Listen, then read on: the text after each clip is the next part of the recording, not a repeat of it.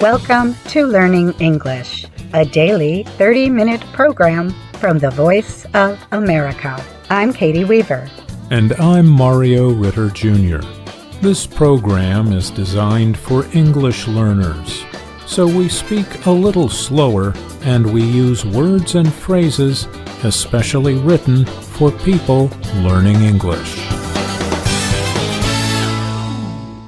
On today's program, Brian Lynn reports on Europe's climate agency. John Russell tells about an object that appears to defy scientific theory. Ana Mateo and I present the education report, and then the lesson of the day. But first, here's Brian. Europe's climate agency says this year is likely to break 2023's record for the hottest year ever. Researchers at the Copernicus Agency also predicted 2024 will be the first year to be more than 1.5 degrees Celsius hotter than what is called the pre-industrial period. That period from 1850 to 1900 is when humans began the widespread burning of fossil fuels. The new data was released ahead of the United Nations COP29 climate meeting taking place this week in Azerbaijan. At that meeting, international representatives are expected to agree to call for more spending to fight the worldwide effects of climate change. The European Climate Agency said that from January to October, the average world temperature rose so much that 2024 would almost surely be the world's hottest year on record. Copernicus said its records date back to 1940 and are compared with world temperature records going back to 1850. The director of Copernicus, Carlo Buontempo, told Reuters news agency the main cause of this year's record is climate change. The climate is warming generally. It's warming in all continents, in all ocean basins. So we are bound to see those records being broken, Buontempo said. Buontempo also said the data clearly show such warming would not be happening without the continued release of carbon emissions into the atmosphere. Scientists say carbon dioxide is released by the burning of coal, oil, and gas. Buontempo noted the importance of worldwide observations and data collection to support the group's findings and predictions. Copernicus gathers data from billions of measurements from satellites, ships, aircraft, and weather stations around the world. Sonia Senyevahatne is a climate scientist at Public Research University ETH Zurich in Switzerland. She told Reuters she was not surprised by the new prediction. Senyevahatne urged delegates at COP29 to agree to stronger action to limit the use of carbon-producing fossil fuels. The limits that were set in the Paris Agreement are starting to crumble, given the too slow pace of climate action across the world, she said. Many countries agreed to try to prevent the average temperature of the atmosphere from increasing by more than 1.5 degrees Celsius over a period of years by signing the 2015 Paris Agreement.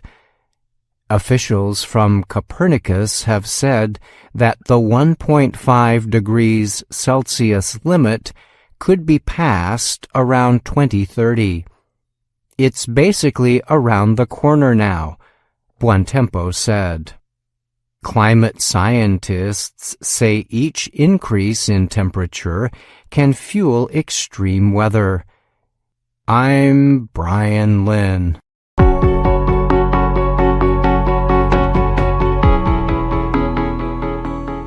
Researchers have observed a large black hole that gained mass at a rate much faster than scientists had thought possible. New observations from the Webb telescope involve the largest kind of black hole, a supermassive black hole. It is called LID 568. Scientists say it existed when the universe was about 11% of its current age. Black holes are extremely dense objects with gravity so strong that not even light can escape. With their powerful gravitational pull, they grow in mass by taking in material such as gas, dust, and stars that are nearby. A supermassive black hole about 4 million times the mass of the Sun, called Sagittarius A star, is at the center of our Milky Way galaxy. Supermassive black holes are believed to be at the center of most galaxies. Since NASA's James Webb Space Telescope started operating in 2022, researchers have been surprised to find supermassive black holes in the early universe. Researchers had believed that it takes a longer amount of time to gather such huge amounts of mass. New observations of one early black hole give information about how this growth took place. The existence of supermassive black holes in the early universe challenges our current models of black hole formation and growth, said Hye-Won Soo of the International Gemini Observatory in Hawaii and the U.S. National Space Foundation's NOIR Lab. Soo was the lead writer of the study detailing the findings in the scientific publication Nature Astronomy. The supermassive black hole LID 568 existed about 1.5 billion years after the Big Bang. The Big Bang, the event that started the universe, took place around 13.8 billion years ago. LID 568 has a mass 10 million times greater than the Sun, or 2.5 times the mass of Sagittarius A star. The researchers do not yet know the mass of its home galaxy. The Webb telescope showed LID 568 gaining mass at a rate faster than scientists had thought possible. LID 568 appeared to be consuming infalling material, known as accretion, at more than 40 times the previously believed maximum for such activity. This maximum is known as the Eddington limit.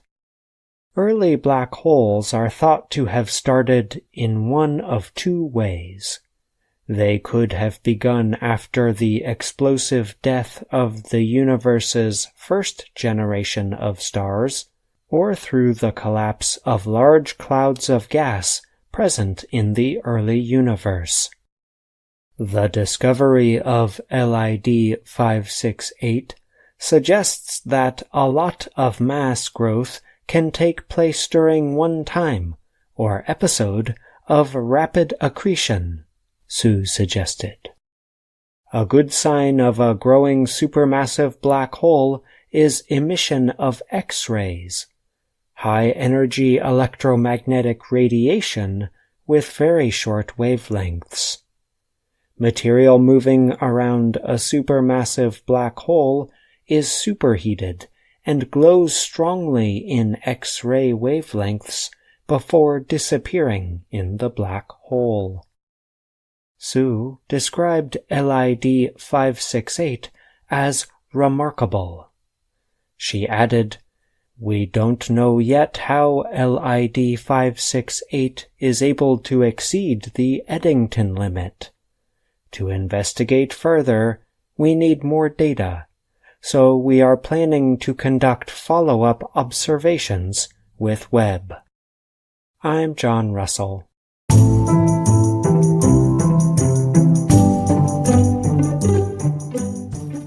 China is quietly easing regulations on private education companies as the government aims to support a slowing economy. Government officials have not announced a policy change, but news reports say policymakers are now permitting the tutoring industry to grow. Industry experts say the new efforts aim to support job creation. Reuters news agency recently spoke with people in the industry, parents in China, and others. Here is what Reuters reported. Starting in 2021, the government prohibited for-profit tutoring in main school subjects, such as math and English. The reported aim was to reduce financial pressure on families. It was also meant to create equal educational chances for both rich and poor families, and to eliminate poor quality tutoring services. The policy was known as the double reduction. The crackdown cost the industry billions of dollars. It affected companies like New Oriental Education and Technology Group and TAL Education Group. It also led to tens of thousands of job losses. Before the policy change, China's for-profit tutoring industry was valued at about $100 billion. The three biggest companies employed over 170,000 people. During the crackdown, the industry did not disappear as parents continued to seek tutoring services for their children. Many Chinese parents consider after-school tutoring services as a way for their children to gain an advantage in China's competitive education system. Michelle Lee is a parent based in southern China. Lee spends about $420 a month on after-school classes for her son and daughter. These classes include mathematics tutoring and online lessons in English. She told Reuters that in recent months, tutoring schools had been operating more openly. After the government crackdown in 2021, the number of tutoring centers and the number of teachers employed by them fell. The industry is now coming back as policies ease. The research company Plenum China said that active licenses for for-profit tutoring centers rose 11.4% between January and June. Liu Xiya is a delegate to China's legislature and president of an education group based in the southwestern city of Chongqing. Liu told local media at a press conference in March that the government was dealing with problems in education policy. Lin Song is an economist at ING. He said China was unlikely to admit that the crackdown was a little too forceful, but that regulations would be loosened. He said the overall policy environment has changed from restrictive to supportive, as the main goal now is stabilization. Two business leaders who deal with government regulations at large tutoring companies recently spoke with Reuters. They said government moves to ease the crackdown had sped up in recent months. They noted a decision in August by the State Council, China's cabinet, to include education services in a 20-point plan to increase spending. This policy goal comes as more than 11 million university graduates entered China's employment market. It also appeared to increase the stock value of publicly traded education companies. The decision in August followed guidelines from China's Education Ministry in February. These guidelines explained what kinds of after-school tutoring would now be permitted. Last year, the ministry published online a list of companies approved to provide tutoring in subjects that were not considered basic or core subjects.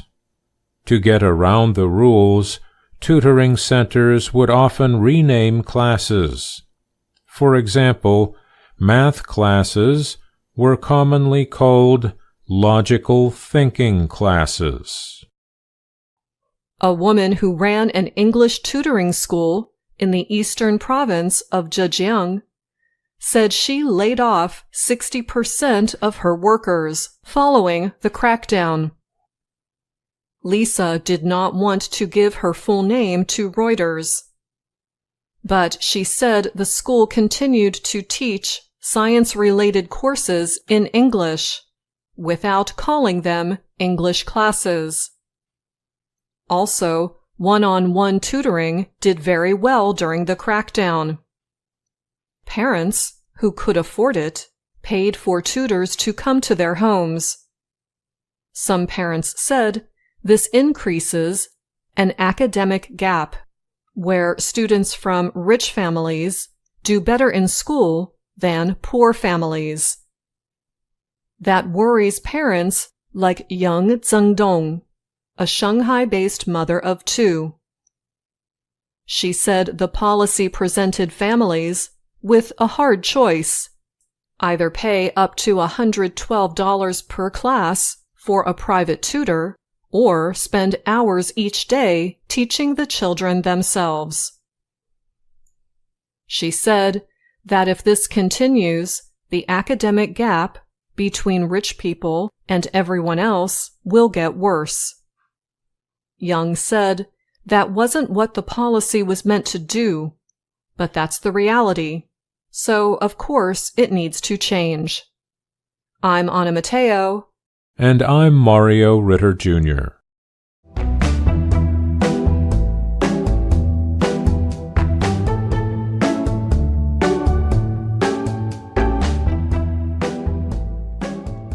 Hello, my name is Anna Mateo.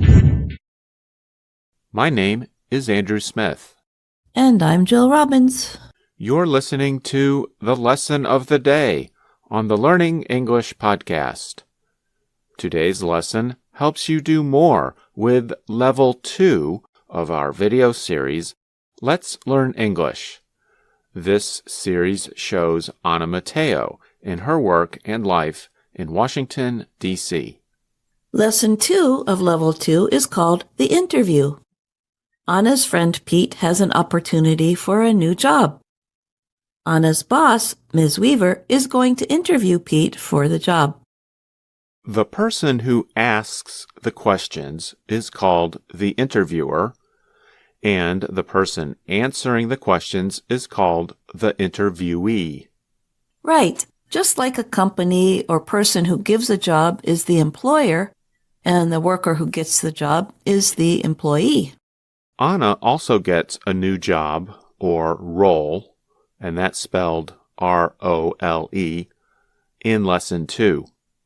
Your role at work means the special functions or activities you do.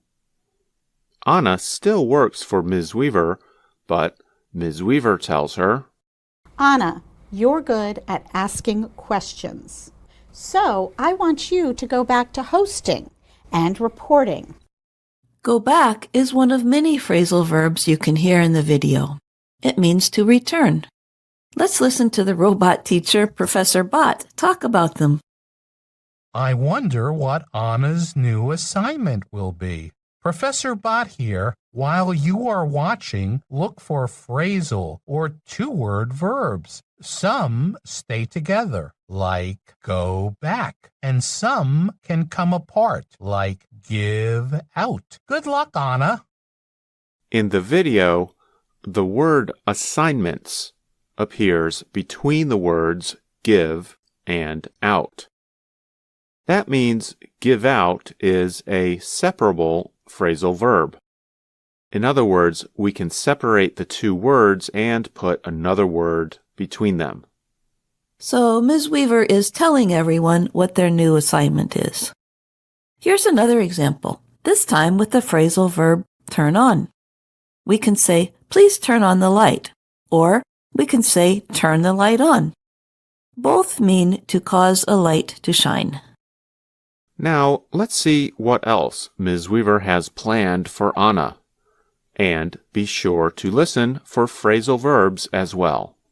So, as I said at the meeting last week, I have new assignments for everyone at the studio. Anna, you're good at asking questions.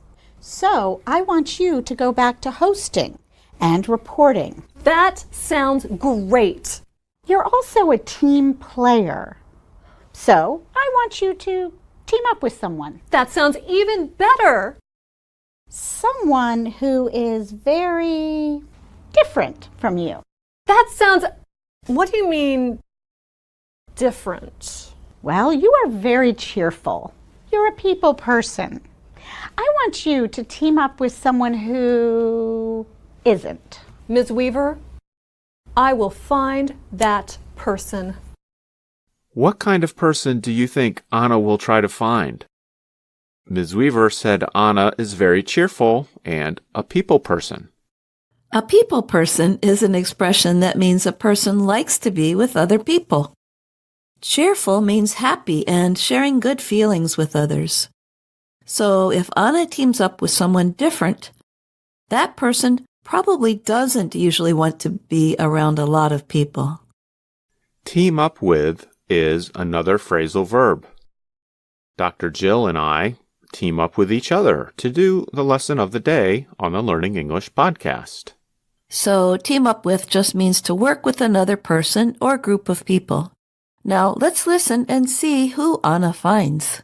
Pete, hi. Thanks for meeting me. Sure, but I don't have lots of time, Anna. I'm busy, looking for work. Pete, you can tear these want ads up and throw them away. I have good news. Anna, I was working on that crossword puzzle. Oh, sorry. Pete, forget about the crossword puzzle. I have a job offer for you. I'm listening. My boss wants me to team up with someone to host a talk show. But the person must be different from me. So I thought of you. Different from you? What do you mean?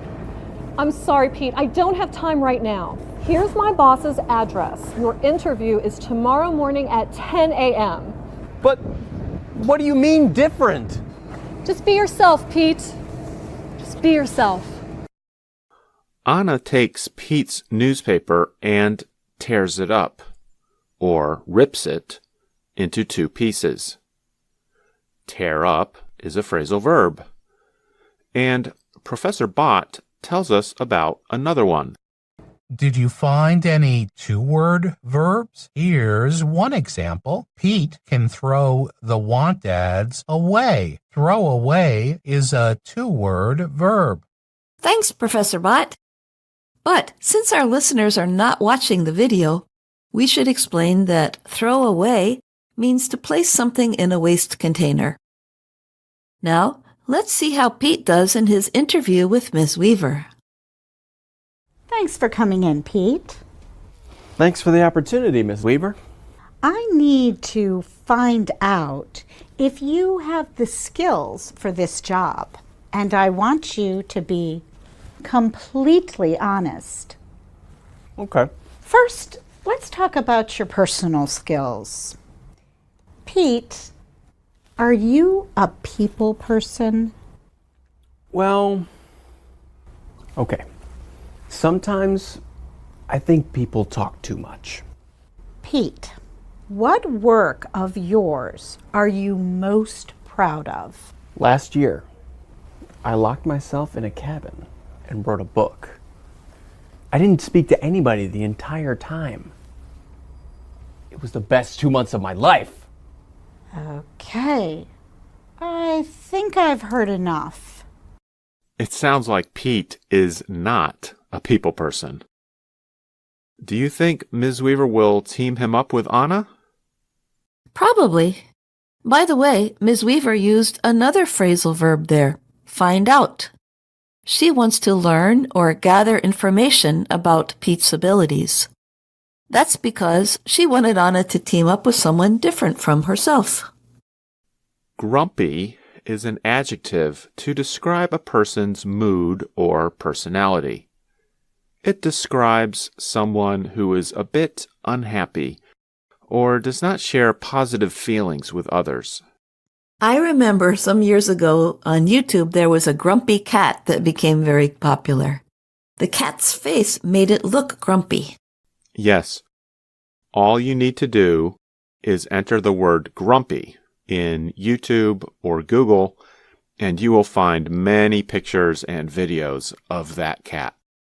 So we find that Pete got hired for an unusual reason, because he was grumpy and not a people person. So that makes him different from Anna. Well, they say that good teams need to have different kinds of people on them. What does that say about us, Andrew? I think we have different ways of teaching, but together they work pretty well. In future episodes of Let's Learn English Level 2, we'll see the kinds of assignments Anna and Pete take on.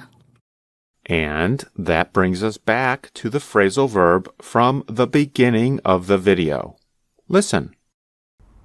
Hey, Pete, how was the interview with Ms. Weaver?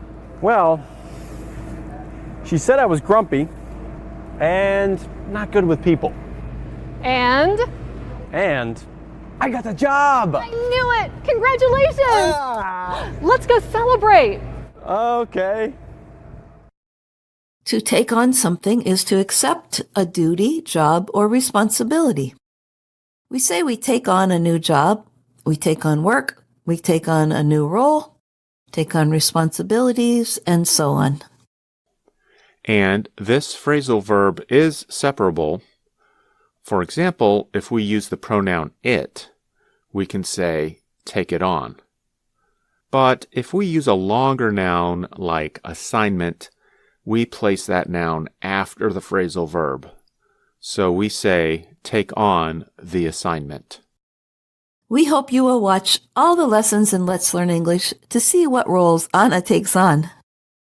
And have you taken on a new role at work or in life recently? Perhaps you have a new job, or perhaps you have recently become a parent. Write to us and let us know. You can send us your email at learningenglish@voanews.com. And remember, you can also find us on YouTube, Facebook, and Instagram. Thanks for listening. I'm Andrew Smith. And I'm Jill Robbins. And that's our show for today. But join us again tomorrow to keep learning English on the Voice of America. I'm Katie Weaver. And I'm Mario Ritter Jr.